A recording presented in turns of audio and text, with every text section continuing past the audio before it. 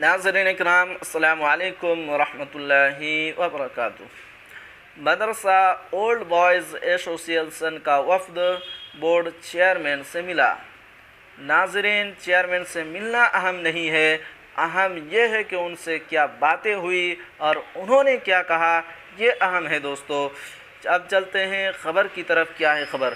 Bihar state मदरसा old boys association और मदरसा development organisation का वफ़द Bihar state मदरसा education board के कारगुजार चेयरमैन अब्दुल अंसारी से बोर्ड दफ्तर में मिला और उन्हें 5 नुकाती मेमोरेंडम सौंपा, जिसमें रियासत के मुल्हक़ा मदारिस के अहम मसाइल से उन्हें तफसीली तौर पर वाकिफ़ कराया गया और उसके हल के लिए बोर्ड की जानिब से मुस्बत व मुअस्सर कार्रवाई किए जाने की गुजारिश की गई।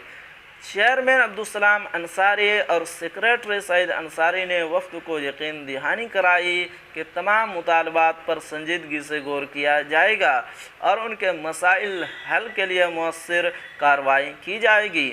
वफ़द की क़यादत ओल्ड बॉयज़ एसोसिएशन के सदर अब्दुल कुद्दूस कर रहे थे, जबकि महताब आलम मौलाना अनीसुर रहमान, मौलाना शहाबुद्दीन, जनरल सेक्रेटरी आली बिहार टीचर एसोसिएशन, मनाज़िर इस्लाम शफ़ी अंसारी, दानिश जावेद और दीगर कई अफराद वफ़द में शामिल थे।